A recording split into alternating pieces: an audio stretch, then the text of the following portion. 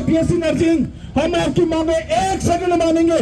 उसी के साथ आज 2023 का पास आउट प्रियांशु हमारा छोटा भाई जेएनएम का हमारे सभी के बीच में है। एक बार जोरदार तालियां हो जाए।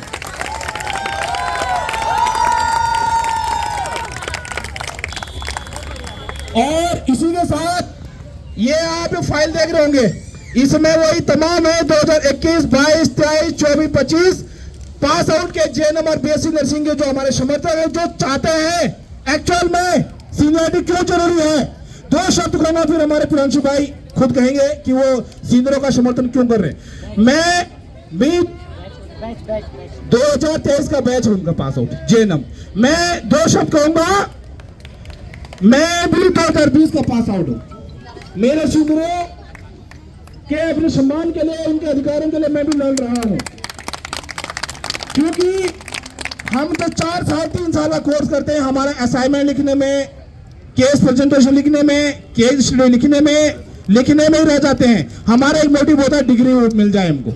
लेकिन जब हमारे टीचर सिर्फ फंडामेंटल ऑफ नर्सिंग प्रैक्टिकल होता है हमारा, और जब हमको क्लिनिकल पोस्टिंग लगती है एक फॉर्मेलिटी के लिए, कोई उस टाइम में कोई इंटरेस्टेड नहीं होता सीखने के लिए। सारे सोचते हैं टाइम पास हो जाए। असली काम सीखा जाता है कोर्स कंप्लीट के बाद। जब हम सबसे पहले जो कोर्स करके नौकरी के लिए आते हैं, सबसे पहले अपने सीनियर को चोरों में जाते हैं। बहुत बढ़िया, बहुत बढ़िया। आप हमको काम सिखाइए जो किसी भी क्रिटिकल पेशेंट को सेकंड में मैनेज कर देते हैं, हैंडल कर लेते हैं, स्टेबल कर देते हैं। हम उनके शरण में जाते हैं, सर आप हमको सिखाइए। खुद मुझे हमारे सीनियरों द्वारा दून हॉस्पिटल से मैंने ट्रेनिंग करी। दून हॉस्पिटल के सीनियरों ने मुझे हाथ पकड़ के तमाम प्रोसीजर सिखाई, इंजेक्शन लगाने से लेकर राइस ट्यूब इंसर्शन से लेकर कैथेटराइजेशन से लेकर तमाम चीजें। इसी के साथ हमारे बीच आज 2023 बैच के जेएनएम पास आउट प्रियांशु हमारा छोटे भाई हमारे बीच में है। मैं उनसे ये बोलना चाहूंगा कि आप लोग क्यों सीनियरिटी का समर्थन कर रहे हैं। आप लोग 2 शब्द कहें। नमस्कार सभी को, मैं प्रियांशु जेएनएम छात्र 2022।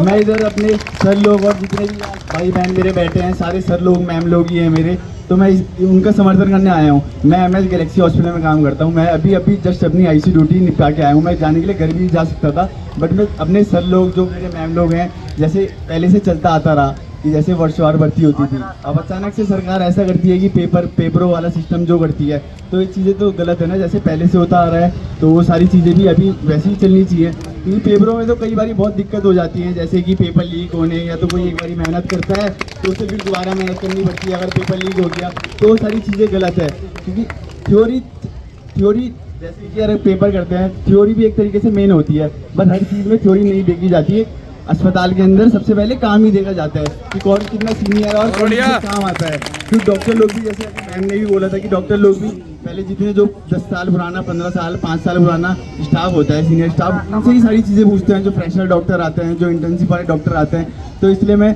अपने सर लोग मैम लोगों का समर्थन करने आया हूँ। ये इतने दिनों से ये परेशान भी चल रहे हैं, कभी भूख हड़ताल में कितनी बार ये आईसीयू भर्ती हो गए हैं, तो ये सारी चीज़ें गलत है। सरकार से मैं इतना ही निवेदन करना चाहूँगा कि हमेशा की तरह पहले जैसे होता था वर्षवार भर्ती, हमेशा की तरह भविष्य में वही चले, क्योंकि इसी में हर लोगों का फायदा है और इसी में अस्पताल और हमारा नर्सिंग कार्य बहुत अच्छे से चलेगा। धन्यवाद, ज़्यादा समय ना लेते हुए।